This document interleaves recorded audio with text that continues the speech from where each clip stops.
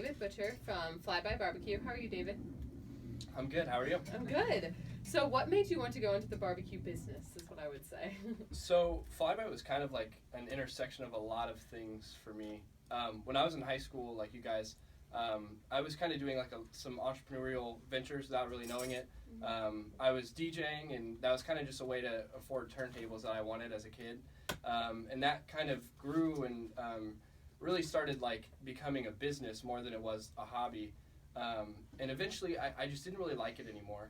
I really liked the fact that I could like touch people and really have like a connection with people through that business. But it really wasn't there. My other interests weren't really there. And so I thought maybe because of that connection to people, I wanted to go into politics. And so that's what I did for like the rest of my high school career. And like I did a few internships in Columbus on Capitol Hill, and that was cool. But then when I came to Ohio State, I kind of I was missing like barbecue from home, and there really wasn't a good place to get it at Ohio State. At the same time, I was entering some business plan competitions, and I was at the same time also learning about some of my family's history. My last name's Butcher, which is an occupational name. So in Yugoslavia a few generations ago, my family were meat butchers, and that generational occupation has kind of been lost. And so all of these things came together, and I wanted to start a barbecue restaurant. And so I started to look at a few things, and kind of like a lot of trends in America right now, and that's kind of like the path to Flyby. And there's been a lot of pivots in between there, and a lot of different iterations of the idea, but that's kind of how the path went. So you said your family was like butchers when they were, so your family owned a butcher shop? Is that? Yeah, so the history is a little bit shaky, but my family came 2 generations ago to the United States, and I think about that time is when that stopped.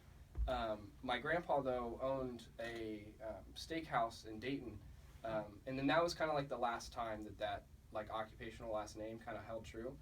And he was a Catholic man, he had a lot of kids, and none of them ultimately decided to like keep that tradition alive. Some of them went into food, but not necessarily barbecue. And so me and our chef, Marky, who's my cousin, kind of realized that there is a really cool opportunity to, one, fill a hole in the fast casual market with barbecue, and to, 2, kind of do that in like a very meaningful way for us.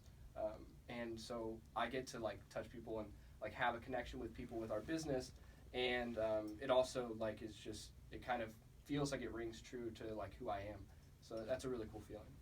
So what is your most popular food, or like your favorite thing to make? I guess that was what I would say. So Flyby is all about like simplicity in our menu. So I think my favorite thing was barbecue sandwiches, and so we like pulled pork sandwich is classic.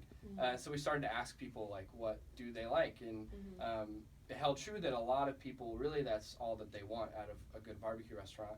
And so instead of trying to make all these different things like a place like City Barbecue or Dickey's, we only focus on making barbecue sandwiches and making them better than anyone. Okay, that's cool. So do you have any tips for people wanting to go into the barbecue business or a food business? You're crazy. Food is like, I don't know, it's like the ugly child of entrepreneurship. It's really hard work, and it's really labor intensive, and it takes a lot of money to get started kind of compared to tech and a lot of people. And so in that sense, a lot of entrepreneurs, especially our age, aren't doing it, which is kind of like an upside for us, but also it's kind of sad. I tried the tech thing, I didn't like it, and so I don't know. I think it's if you can make something really well and you can do it, and then also learn how to actually create a sustainable business, I think that's a recipe for a really good opportunity for you. I think one of the things I see, especially in barbecue, is that a lot of people are really, really good at making barbecue, which is what Marky does for us, but they really lack on like making a sustainable business model. And so like merging those 2 people, if you know business and you know a chef, or vice versa, really just make a solid team, because it takes more than one person. So when you first started your business, did you have any outside help you with it, or was it all just you just fun, Yeah, so we had some help. I did a few business plan competitions up at Ohio State when I first went. So through the Fisher College of Business, they have like a business plan competition every year. We entered that and we won that. That gave us $5,000. And then a business plan competition through a Business Builders Club, which is like an organization on campus that helps young entrepreneurs. And we won that competition. So altogether we had like $6,500 to work with, which isn't a lot in the grand scheme of things for a business. So basically what we've been doing so far is say, okay, how do we go from $6,500 to a brick and mortar prototype restaurant for a national chain? And that's kind of like the hardest part, obviously. And so it's been really fun, a lot of creative ways to get there. And so what that entails right now is like catering and doing kitchen takeovers, finally getting people to like pay for the product and interact with how we kind of want the restaurant to look like. And then some of our regional American sauces, we're selling those online now. So, when you say kitchen takeovers, what does that exactly mean? Just out of curiosity. So we learned this strategy from the people at Hot Chicken Takeover, Joe DeLoss. Basically, what that is you have a party and someone's house, and you basically have catered food, but people don't pay for it. And then you instead have them give you feedback. So Okay. yeah, so basically what we'll do is we'll set up in someone's kitchen and kind of set up. Our concept is kind of like some people call it Chipotle for barbecue. So you go down the line and make your own barbecue sandwich. Oh, cool. And so we set that up kind of like how it would be in the restaurant and see how people interact, what they like, what they don't like. And it gives us really good feedback. And then from that we went to catering where people are actually paying for it.